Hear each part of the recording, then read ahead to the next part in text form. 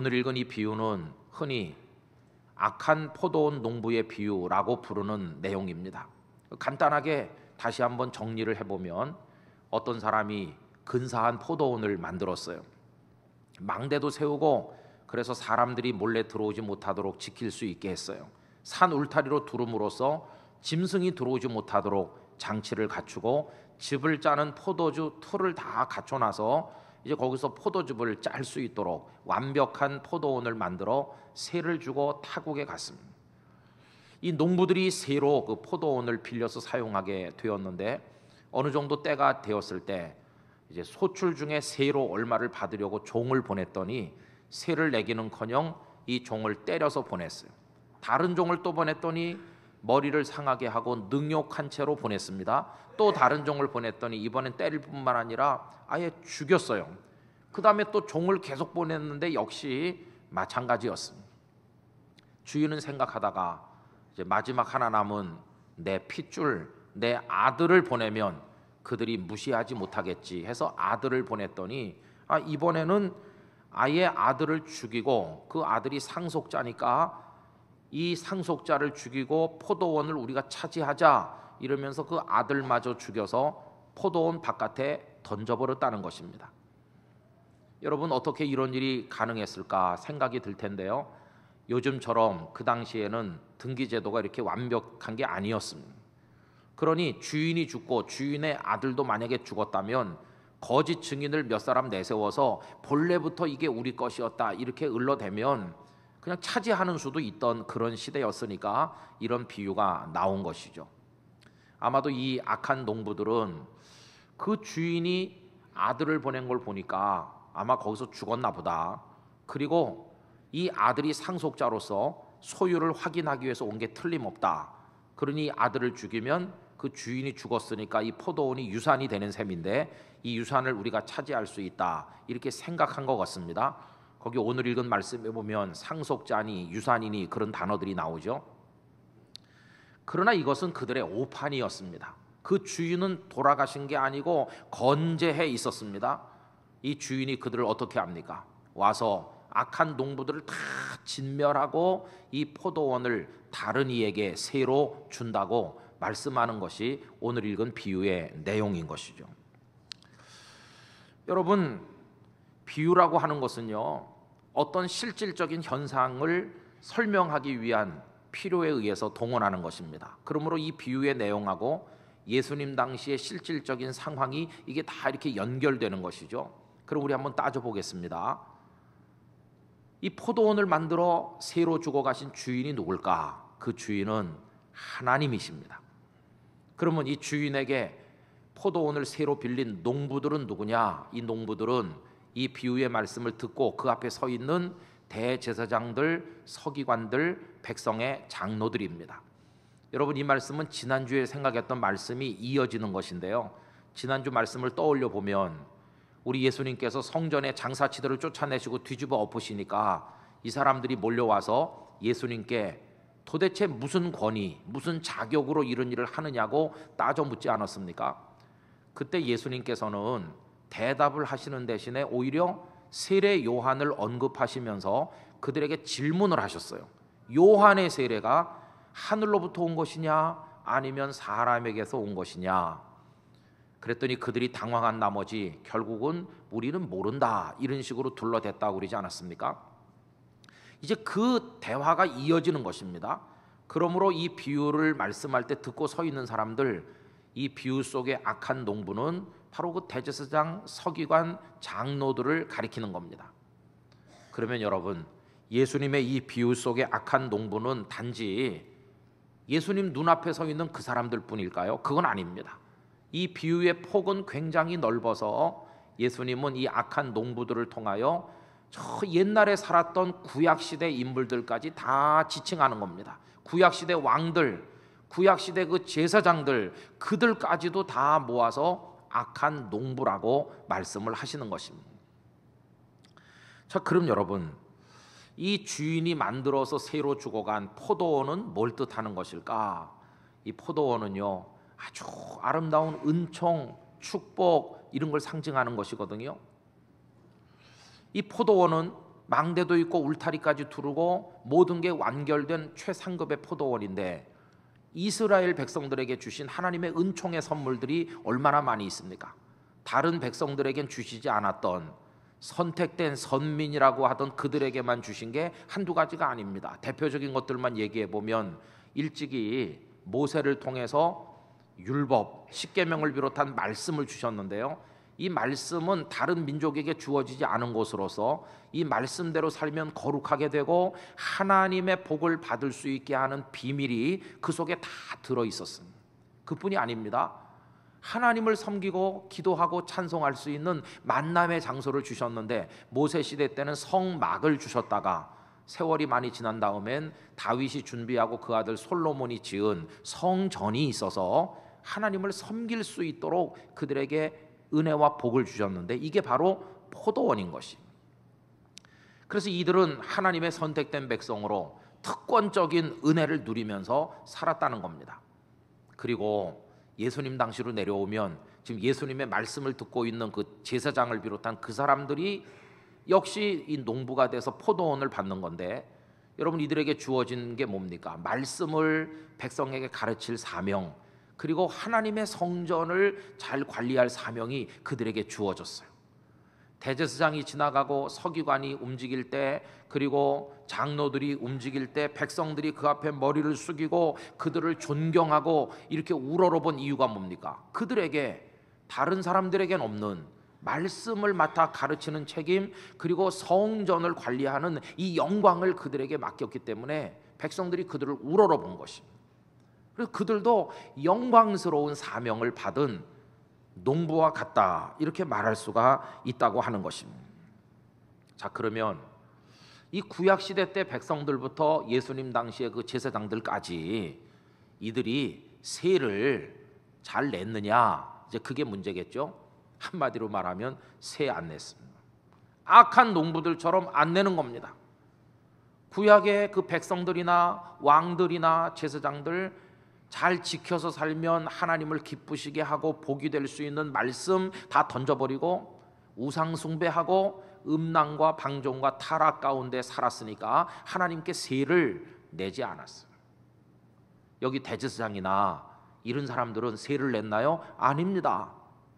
그들이 말씀을 백성들에게 잘 가르쳐서 영적 무지로부터 깨어나도록 했어야 됨에도 불구하고 자신들부터가 말씀을 저버리고 사는 사람들이요, 그래서 사람들이어서 이 백성들을 무지와 암흑 속으로 끌고 들어가는, 거기다가 하나님의 성전을 잘 관리해서 만민이 기도하는 집이 되게 했어야 될 그들이 여러분 성전을 어떻게 만들었어요? 강도의 소굴처럼 만들었다고 예수님 책망하셨잖아요. 그러니까 이 사람들은 그 조상 때도 그렇고 이 제사장들도 그렇고 세를 내지 않았어요. 그리고 여러분, 이 사람들의 죄가 세를 안 낸 것뿐입니까? 아닙니다. 그 비유 속에 보면 세를 받으러 보낸 종들을 때리고 죽이고 그랬잖아요. 그럼 여기 비유 속의 종들이 누굴 가리키는 것일까요? 문자 그대로 하나님의 종들, 구약 시대 때부터 와서 그 백성들을 깨우고 말씀을 증언했던 선지자들을 지칭하는 겁니다. 근데 선지자들이 왔을 때 구약 성경 읽어보면 때리고 핍박하고 웅덩이에 가두고 굶기고 죽이고 그렇게 했거든요. 여러분, 구약 시대 때 왕이나 백성의 지도자들이 선지자들을 죽이고 핍박한 얘기를 예수님 당시에 그 제사장이나 이런 사람들도 다 알고 있어요. 왜? 구약을 읽으니까요. 그걸 다 인정했어요. 자기들도 우리 조상들이 선지자들 많이 핍박하고 죽였다 인정하면서 뭐라고 둘러대느냐 하면 우리는 우리 조상들하고 다르다, 우리가 그때 태어나서 살았더라면 우린 그런 짓을 안 했을 거다, 이렇게 변명을 하거든요. 여러분이 변명하는 얘기가 마태복음 23장 30절에 다음과 같이 나오고 있습니다. 만일 우리가 조상 때에 있었더라면 우리는 그들이 선지자의 피를 흘리는데 참여하지 아니하였으리라 하니, 이렇게 변명을 해요. 우린 다르다고, 조상들하고 다르다고. 그러나 그 다음 31절부터 계속 보면 예수님은 너희도 똑같다고 책망하십니다. 31절로 34절, 그러면 너희가 선지자를 죽인 자의 자손임을 스스로 증명함이로다. 너희가 너희 조상의 분량을 채우라. 뱀들아, 독사의 새끼들아, 너희가 어떻게 지옥의 판결을 피하겠느냐? 그러므로 내가 너희에게 선지자들과 지혜 있는 자들과 서기관들을 보내매 너희가 그 중에서 더러는 죽이거나 십자가에 못 박고 그 중에서 더러는 너희 회당에서 채찍질하고 이 동네에서 저 동네로 따라다니며 박해하리라. 너희도 똑같아, 조상들하고 같아. 예수님께서 책망을 하셨어요. 자, 그런데 여러분, 아까 그 비유에서 보니까 이 악한 농부들이 죽인 대상이 종들뿐이었나요? 죽이다 마지막엔 누구까지 죽였습니까? 주인의 아들까지 죽였잖아요. 그럼 여러분, 주인의 아들은 누굴까요? 그 주인이 하나님이시라면 그 아들은 누굴까요? 이 비유를 말씀하시는 예수님 당신 자신인 거예요. 이 비유를 말씀하시고 이제 며칠만 지나면 바로 그 눈앞에 서 있는 대제사장이나 서기관 장로들의 예수님을 빌라도 총독에게 넘길 것이고 예수님 십자가에 달려 죽으실 걸 아시기 때문에 이 비유 속에다가 당신의 죽음까지를 포함시켜서 지금 말씀을 하시는 것이, 너희들은 나도 죽일 자들이다. 그럼 여러분, 세도 안 내지, 종들도 때리고 죽이다가 마지막에는 아들까지 죽인 이들을 그 주인이 어떻게 하겠어요? 아까 우리 본 것처럼 진멸한다는 거예요. 진멸, 완전히 멸망시키고 만다. 아까 말씀드렸던 마태복음 23장 35절 36절에서도 하나님께서는 그들이 치러야 될 무서운 죄값에 관해서 경고하셨어요. 화면을 보면서 다 같이 읽어보겠습니다. 그러므로 의인 아벨의 피로부터 성전과 제단 사이에서 너희가 죽인 바라가의 아들 사가랴의 피까지 땅 위에서 흘린 의로운 피가 다 너희에게 돌아가리라. 내가 진실로 너희에게 이르노니 이것이 다 이 세대에 돌아가리라. 이 세대, 바로 너희들의 아들과 딸들이 그 많은 하나님의 종들의 피값을 치러야 될 거라고. 예수님 이 말씀을 하시고 약 40년 지났을 때 아까 맨 처음에 유대 전쟁기에서 일부러 읽어드린 대로 예루살렘에 시체가 넘쳐나고 배를 갈라 그 말을 꺼내가도 대항을 못하고 어미가 자식을 잡아먹는 참상이 벌어지게 된 거예요. 참 무서운 말씀이 이 비유 속에 나와 있는 것을 볼 수가 있겠습니다.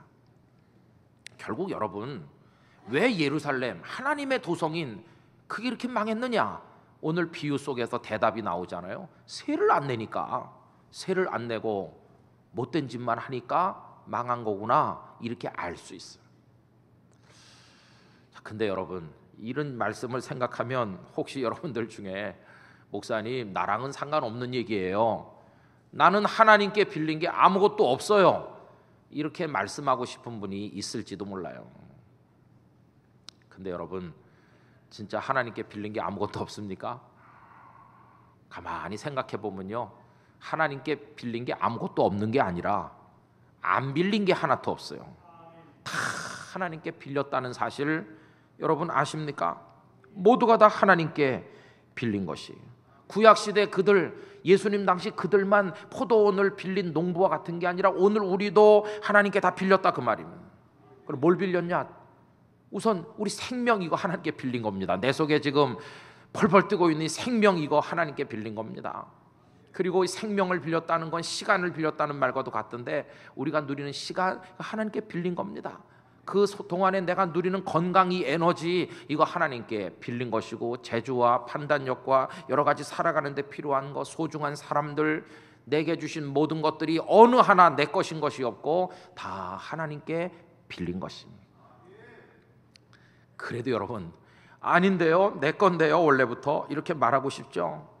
근데 여러분, 진짜 내 건지 아닌지를 알 수 있는 간단한 방법이 있어요. 내 맘대로 할 수 있으면 내 것이고요, 내 맘대로 못하는 건 내 것 아니라는 증거예요.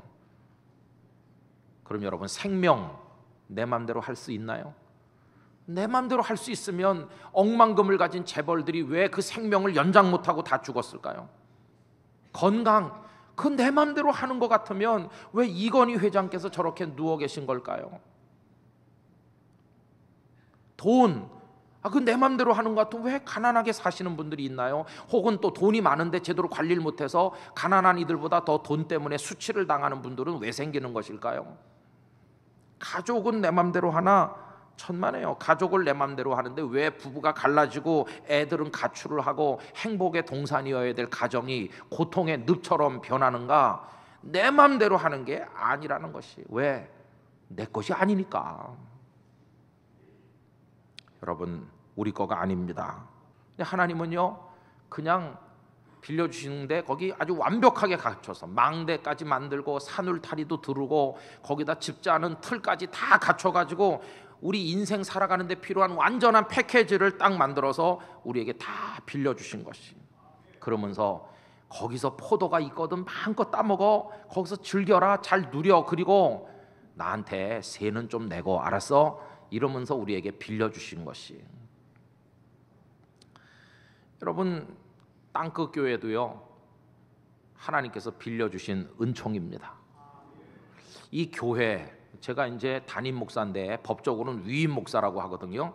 노회 가면 제가 위임 목사예요. 이 교회를 저한테 맡겼다. 그럼 제가 주인입니까? 아닙니다.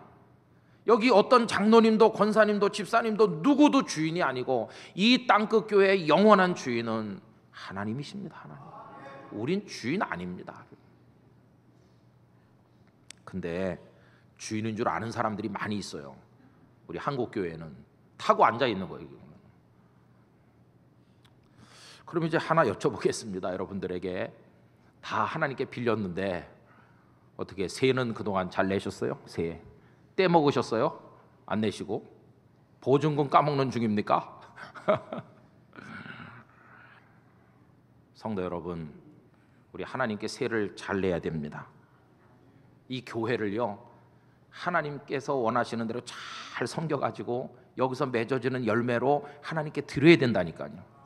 내 생명, 내 시간, 내 건강, 내가 가진 모든 내 사랑하는 가족들과 내 삶의 터전, 그것서 열매를 맺어가지고 세를 꼭 내야 된다니까요. 세를 내려면 그게 아깝지 않게 당연히 내는 그 세가 되게 하려면 어떻게 해야 될까요? 내 것이 아니라는 걸 철석같이 인정해야 돼요. 절대 내 것이 아니라는 걸 인정해야 낼 수 있지. 내 거라고 생각하면요, 아까워서 못 내지. 아까워서. 근데 여러분, 내 것이 아닙니다. 내 것이 아니니까 당연히 세를 내야 되는 거예요. 빌렸으니까요.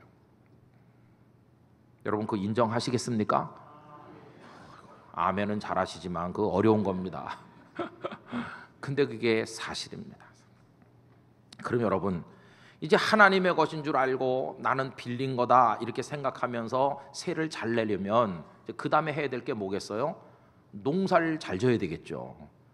그냥 뭐 여우가 들어와도 모르고 다 훔쳐가도 모르고 지키지도 않고 거름도 안 주고 물도 안 주면 뭐 열려야 세를 내든지 말든지 할 거 아닙니까? 그래서 여러분, 이 빌려서 맡아가지고 있는 사람이 할 일이 뭡니까? 고린도전서 4장 2절 맡은 자들에게 구할 것은, 그렇죠, 충성하는 겁니다. 그래서 충성해야 이게 열매를 맺고 열매를 맺어야 뭐 세를 낼 거 아니겠어요? 여러분, 세 잘 내시려면요, 그분이 주인이신 거 인정하고 그 다음에는 충성하셔야 됩니다. 여러분의 생명에 충성하십시오. 이 생명 소중한 겁니다. 억만금으로도 바꿀 수 없는 거. 시간에 대해서 충실하시기 바랍니다. 그냥 노닥거리며 흘러보내지 말고 시간을 창조적으로 사용하셔서 꼭 열매 맺으시기 바랍니다. 이 건강에 대해서, 여러분의 직장, 이 일터가 없는 사람이 얼마나 많은데 나에게 일할 곳을 주셨으니 여기서 충성하고, 소중한 아내, 남편, 자녀들, 우리 가족들, 여러분 거기 잘 아름다운 가정 이루어서 열매를 꼭 맺으셔야 되고 하나님께 감사의 세를 꼭 바치시게 되기를 부탁을 드리는 것입니다. 세를 안 내면 어떻게 된다고 그랬죠? 여러분 9절 말씀 다시 한번 우리 읽어보겠습니다. 9절 포도원 주인이 어떻게 하겠느냐, 와서 그 농부들을 진멸하고 포도원을 다른 사람들에게 주리라. 아멘 하기가 겁이 나서 잘 못하잖아요, 그죠? 세 안 내면 다 진멸당하고 쫓겨나는 거예요. 다른 사람에게 준다. 여러분 이게 실제로 됐죠. 아까 말씀드린 것처럼 지금 예수님 앞에 떡하니 서서 당신이 뭔데 와서 이러느냐고 예수님께 오히려 대들던, 진짜 주인이신 그분을 못 알아보던 이 악한 농부와 같은 이 사람들이 성전을 자기들 마음대로 주물러 대면서 주인 노릇했잖아요. 근데 예수님 말씀하신 그대로 아까 처음에 읽어드린 유대 전쟁기의 내용처럼 완전히 망했잖아요. 완전히 성전이고 뭐고 다 망하는데 이제 거기서 그들이 할 게 뭐가 있겠습니까? 다 죽임당하고 쫓겨나는 거죠. 하나님께서 은총의 수단들을 빌려주셨건만 세를 안 내고 못되게 하니까 그렇게 됐어요. 그 남에게 준다고 그랬죠. 누구에게 넘어갔습니까?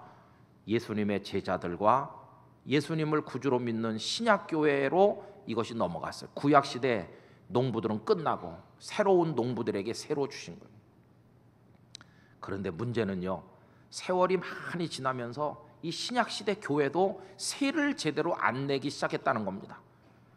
교회 역사를 읽어보면 중세 때쯤 오면 교황이 떡하니 교회 위에 앉아서 이건 내 거다 이렇게 하면서 타락이 극에 달했어요. 하나님께서 종교개혁자들 당신의 종들을 계속 보내서 정신 차리게 했어요. 그러나 그 종교개혁자들을 때리고 그리고 물에 빠뜨려 죽이고 목을 베어 죽이고 불에 태워 죽이고 그랬습니다. 여러분 얼마나 그런 비극이 많았는지. 종교개혁자들의 헌신과 하나님의 역사 가운데 이제 개신교가 또 탄생했죠. 우리 장로교도 생기고요. 지금 우리 한국에까지 복음이 전해져서 여기 한국교회가 있는데 저는 요새요, 우리 한국교회가 세를 내고 있는 것일까 떼먹고 있는 것일까 이런 생각이 들거든요. 우리 한국교회는 제가 볼 때 세를 잘 안 내는 것 같습니다. 그리고 많은 목회자들이 타고 앉아서 내 거라고 말하는 것 같습니다. 유력한 어떤 장로님들도 이거 다 내 건데 이러는 것 같습니다. 그래서 두렵습니다. 왜? 진멸당할 날이 다가올까 봐. 하나님의 채찍이 얼마나 무서운지. 그래서 여러분들에게 호소하듯 말씀드립니다. 여러분 남들이 어떻게 하든지 간에 우리 땅끝교회 교회 이 아름다운 성도 우리 교우들 여러분들은 세를 잘 내야 되겠습니다. 여러분 우리는 잘해야 되겠습니다. 우리 교회를 아름다운 교회로 가꿔야 되겠습니다. 우리 삶을 잘 하나님 뜻대로 삽시다. 그래가지고 열매를 맺어서 우리라도 하나님 앞에 빌려주셔서 감사해요 그러면서 세를 바치는 하나님의 착하고 성실한 농부가 되기를 원합니다. 그거 빌려주지 않았으면 어디 가서 먹고 살았겠어요? 빌려주셨으니 거기서 끓여 먹고 거기서 농사 짓고 거기서 붙어 살 수 있었는데 은혜를 주셨건만 그거 모르는 사람들 되면 안 되는 것이지. 어제 오후 내내 이 말씀을 묵상하고 정리하면서 제 마음속에 너는 언제까지 할 수 있을 거라고 생각하느냐? 대답이 없죠. 대답이. 여러분 대답이 뭐 있겠습니까? 저에게 여기 서 있을 수 있도록 빌려주신 주인 되신 하나님께서 내놓으라고 그러면 내놔야지. 안 내놓을 사람이 누가 있어? 대답은 주께서 아십니다. 주님이 허락하신 때까지만. 우리 모두가 똑같습니다. 착한 농부 되시기를 축복합니다. 그런데 그 농부가 농사를 열심히 지어가지고 제때 세를 드리고 나로 하여금 여기서 살게 해주셔서 감사해요 그러면서 잘하면요 하나님께서 이렇게 말씀하십니다. 저기 더 크고 더 좋은 포도원이 있는데 내가 너를 이제 믿게 됐으니까 저거까지 네가 맡아서 관리하지 않겠느냐. 여러분 그렇게 되면 우리의 삶이 크게 확장되는 것이에요. 작은 일에 충성된 자에게 큰 것으로 맡긴다고 말씀하셨어요. 오늘 우리의 삶이 요만하다면 신임을 받는 착한 농부가 되면 하나님께서는 더 큰 포도원도 맡겨서 더 많은 세를 바치는 하나님의 사람이 되게 하여 주실 것이고 그때 우린 존귀한 하나님의 아들과 딸이 될 줄로 믿습니다. 여러분 주인 되시는 하나님께서 독생자 예수님께서 악한 농부들에게 죽임당하는 그 와중에 우리까지 넌 선한 농부였기 때문에 이제는 아예 내 아들이 되라 우리를 그렇게 불러주시는 것이. 여러분 이 은혜를 빼앗기지 말고 착하고 선한 청지기로 선한 농부로 하나님 앞에 살아가시게 되기를 예수님의 이름으로 축원합니다.